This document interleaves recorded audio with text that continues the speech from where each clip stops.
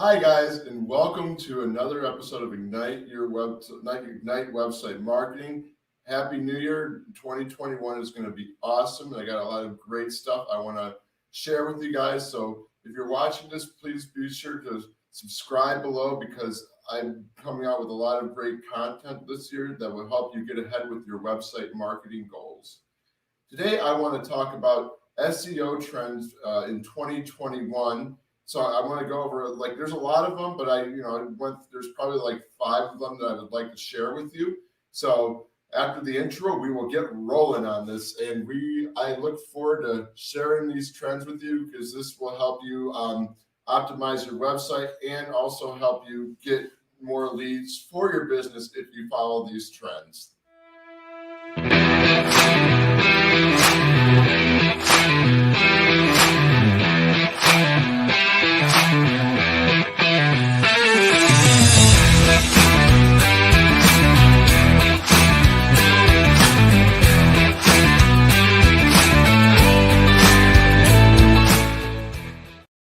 So what I want to talk about today are SEO trends for 2021.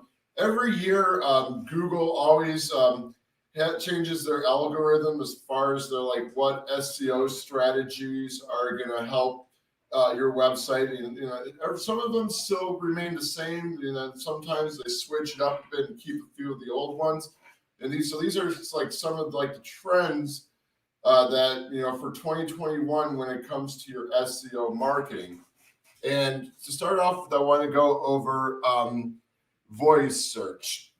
Now, voice search is when you go up to your phone and you say, web designer near me, and then you hear a bunch of, when you say that into your phone pulls up a bunch of results. So this is going to be a popular trend in 2021.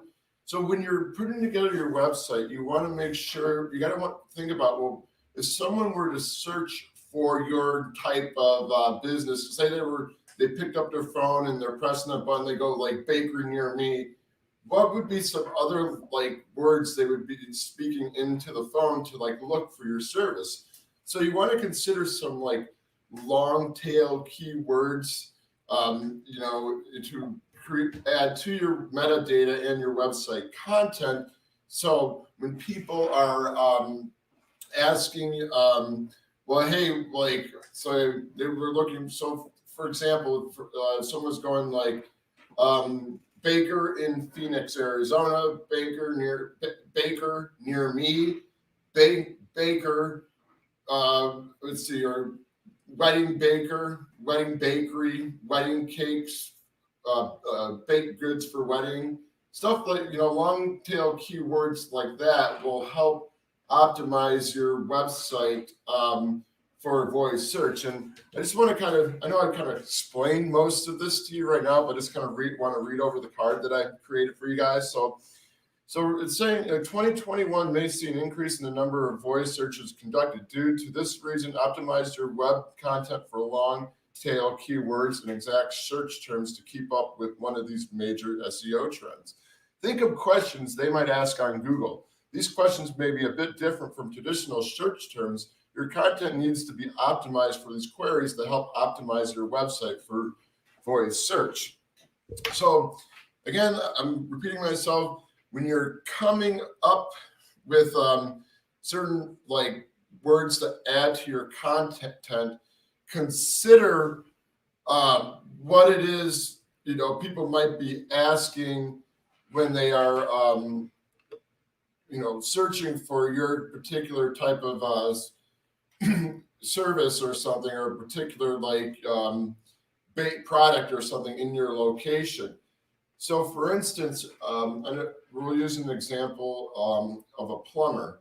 So say you're a plumber in Detroit, Michigan, and you want to kind of optimize your website for voice search. You want to have long tail keywords that would be plumber near me, plumber in Detroit, Michigan, Detroit plumbing services.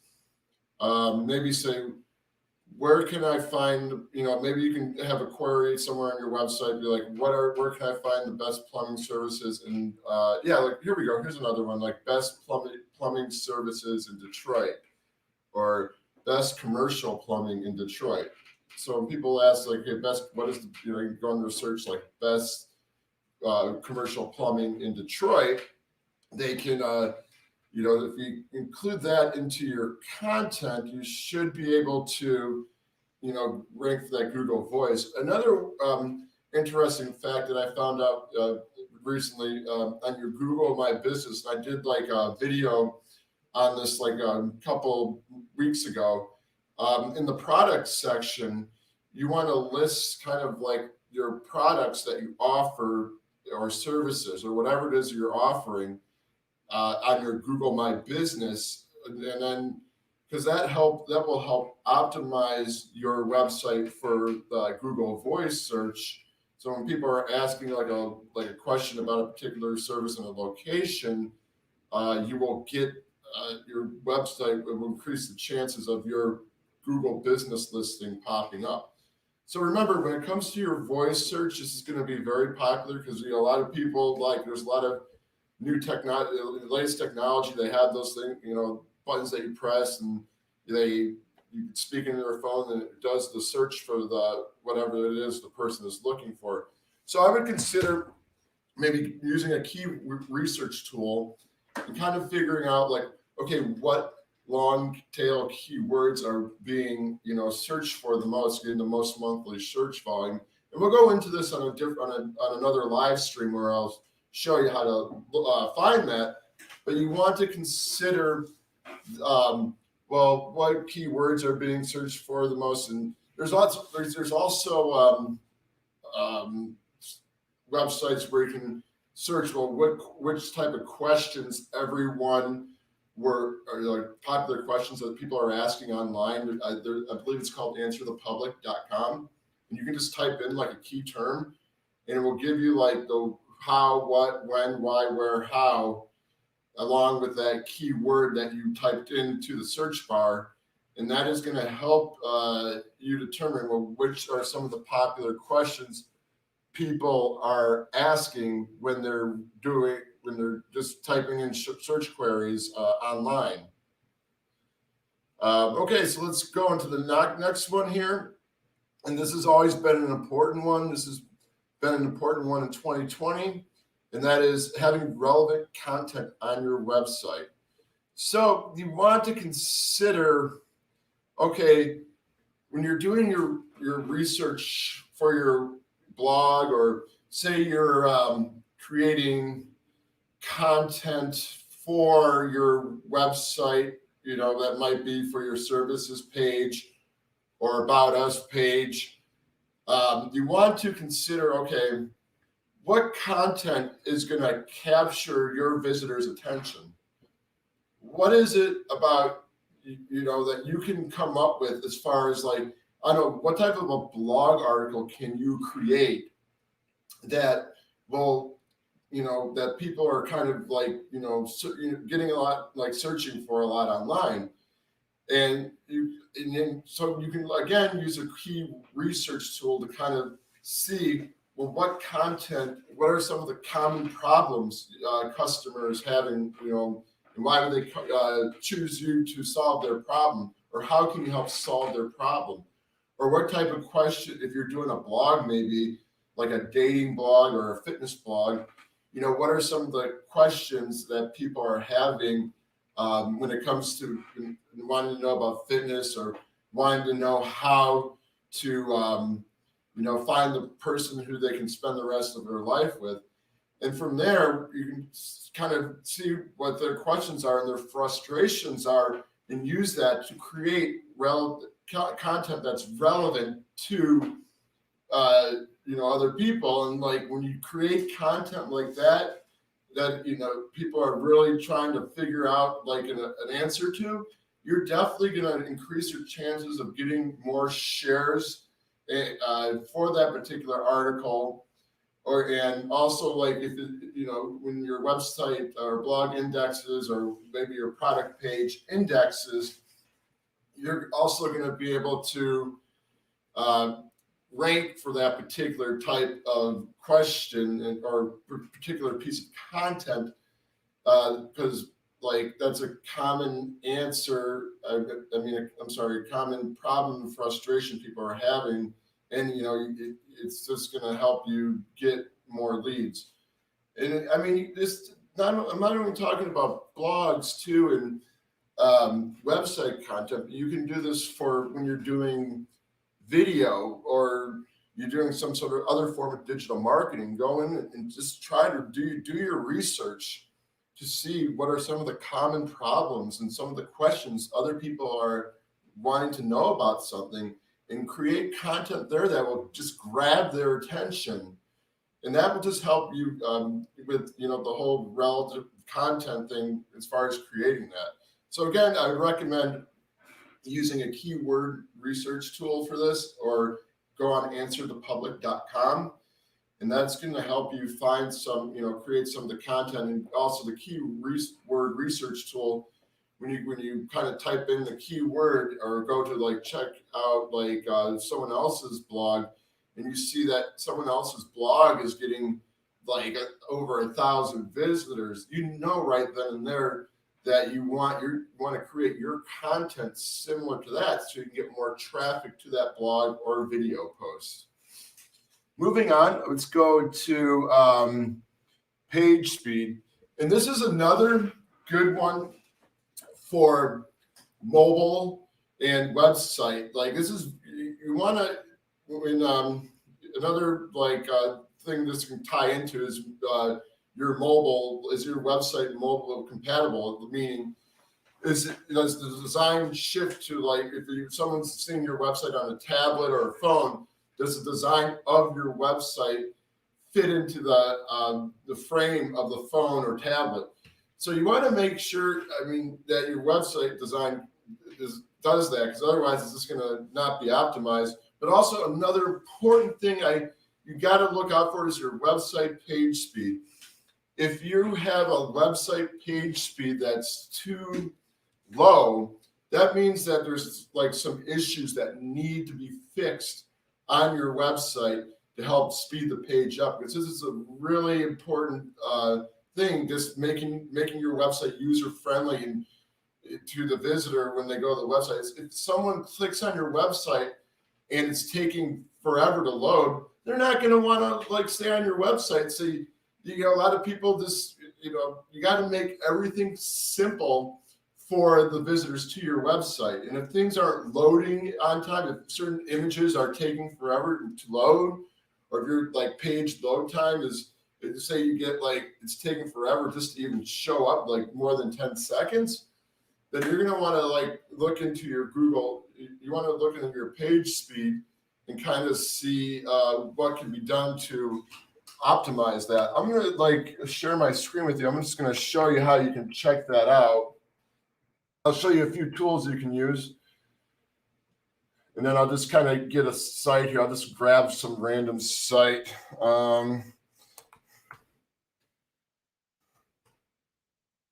Okay.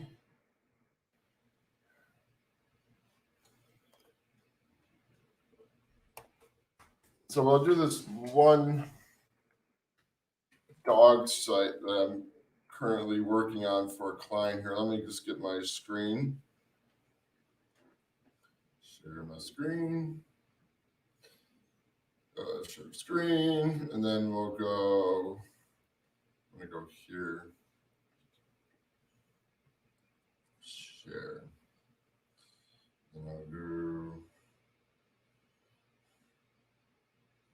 back here. Okay, guys. So here's a tool you can use to measure your page speed and see what you can do. I'll show you this one. This is a very popular one, the GT Metrics tool, and that is at gtmetrics.com. And so I'm just going to do this site just to kind of just show you how this works.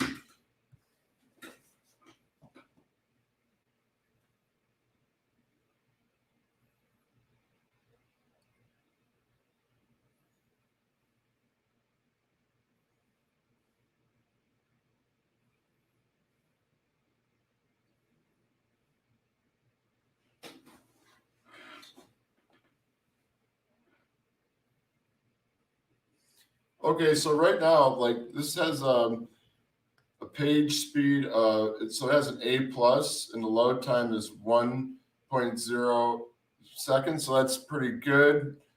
38 milliseconds. The thing that can be improved, which we're doing, is the custom layout settings. So I guess I would see what's saying here. So I don't know about it's probably wrong. So yeah, we just kind of arrange some of the CSS, change it a little bit to optimize it. But for the most part, this website has a good rating. So it's like it has a load time of, let's see, it looks like 1.0 seconds, 38, and the total blocking time 38 milliseconds, if that's what it means. But yeah, the overall performance is good on this website.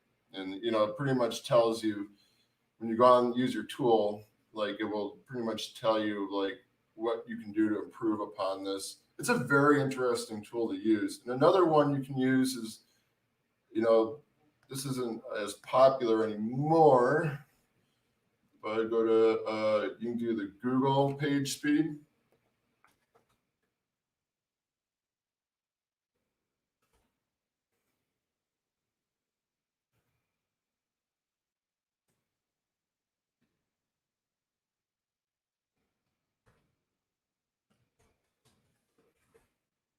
So another one is Google PageSpeed Insights, and you go in right here, just type in the website. There should be an H.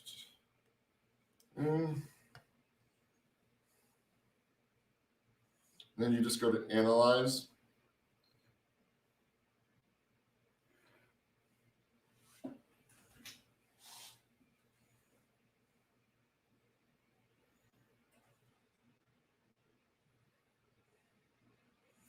And there you go. You got 72. So that's like the mobile thing. And this can still probably be improved a bit, but the desktop load time is really good. The mobile is pretty good, but I still think there's room for improvement, and just kind of look down these and look at these and kind of just see what needs to be improved upon. Let's see, then let's just go back here to the page speed. So I'm gonna go back here. So this is what it's saying. Your website's page loading speed should be optimized for mobile and desktop. A website which loads slow will be pushed down in the search results. A slowing loading time can cause bad user experience. To rank higher, keep up with the latest SEO trends you need to improve your page speed. So yeah, that pretty much pretty much explains what page speed is. So you definitely, if you haven't yet, go to one of those links I showed you, and I can put them in the description here for you if you want to see them later. But go in there, put your domain in there, and just kind of see where you're at with your page speed. And then if you are if your page speed isn't like has a low score, definitely want to kind of work on improving that to make sure that it's your website loads fast, because that's really going to help you in the search engine results. It's going to create a better user experience. It's going to optimize your website for mobile, and so you want to make sure that's all good. Let's go move on to the next one here. I did realize I forgot to add one of my slides in here, so I might just go out work on the fly with that when I get to the last SEO trend for 2021. And so another thing which is big is video content. In 2012, video marketing has the power to make your customers. That should be 2021. So in 2021, video marketing has the power to make your customers stay tuned with the content you're creating. When creating video content, think of storylines and the incidents and situations that can be linked to your audience. So like video has been very popular for it's been kind of up and coming these past couple of years for a lot of reasons. And I think video content is going to continue to be another major SEO trend, as that's in the years to come. And I think it's just going to develop more as the years go by. And like I just read here, like it's very what video content. Why I think it's important is it gives you a chance to build a connection with people who do not know who you are. And it gives you a chance to see, for other people to see that you're an authoritative figure when it comes to whatever it is you're trying to sell, or whatever you're trying to promote, or even if you're just doing, a blog for fun, I don't know. I mean, it's still a way to build a connection with people who do not know you. And you can so when you're developing video content, whatever it is you're doing, you kind of want to ask yourself, okay, what is, who am I trying, what type of audience am I trying to reach? What are some of the problems that they have? What are some of the problems they've had that I've had that I can solve for them? And maybe what value would my target audience really appreciate if I were to give them my content, and what value can I give to them? So you want to think here when you're doing your video content, you want to make sure that you're doing content that's, going to kind of solve problems for other people, whatever. And everyone's business is different. Everyone's product is different. But I just want you guys to think about this when you're coming up with content for a video. You want to think, well, what can I do to? What are the problems, and what value can I bring to people to help solve those problems? And how can I? What experiences have I had that are similar to like my audience, and what can I do to like just build that connection? So definitely look into that, trying to figure that out. And the last SEO trend I want to go over, and I forgot to upload the card, so I'll just like Google it, is like the rich snippets. And so I'm going to go back to the screen share here. Just let me load this back up. I want to load this. Okay. Oh, wait, I just got to get rid of this. I forgot. Okay, so we'll go back here. Okay, we are back. Okay, so I'm going to just go up in here. So I'm going to look up for a moment. So I can working at my monitor up here. I'm trying to get used to reading what I'm seeing on the screen. So we'll just do rich snippets. These rich snippets are like, so when it's pretty much like, if you Google like a blog article or just a particular topic, you'll see like at the top, like, like a snippet with like, and it's just kind of like in a little box and everything. And it highlights like a featured like article pertaining to that particular keyword. And so like what I guess you want to work on doing is kind of creating contents that can get it in those rich snippets when people search for certain things on Google. So I'm just going to show you guys what that is, since I did not got to upload the card. It's a rich snippet.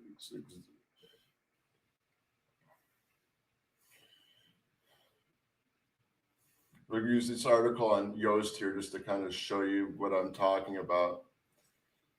So a rich snippet or result shows a lot of extra information between the URL and the description. It can look like this.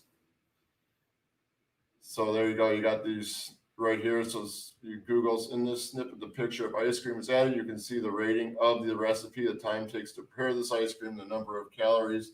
So it's like, yeah, these. So when you go create your content, I guess the snippet is showing like, going more into detail about what it is, like, again, this is going back to the metadata and I did I think my last live stream, I showed you guys how to do better meta tags. So you want, like, the rich snippet is showing it. I mean, if you create something awesome and, you look at it, besides showing like the meta tag with how to do ice cream, you get all this extra information. You get the reviews, you get the video, you get the length of the video. I guess this was a YouTube video. And you also just get more detail about certain, like the video as well. I'm just kind of going to go to just find some images here so that way you guys can have that. So just get more examples of this. So there you go, more examples of this. You know, you're getting the rating, the 21 votes. This is all like schema type of data right here that's showing. And so that's you can apply this if you know how to, if you know what structured data is. So you can add the rich snippets to your data, your SEO stuff. And that's just kind of like adding like more detail about like pricing, you know, say you have product, you can add stuff as far as pricing. You can do like you see the 5-star reviews, the reviews of the product, I should say, and then you can do more. You can kind of go more into the description about like what is in the content. Like you see here, they're just showing a bunch of recipes in these examples, but when you set up the structured data on the back end, you will see like you have options to add a lot of information to the snippets. So that's this. Okay, what is I think? Let's see this.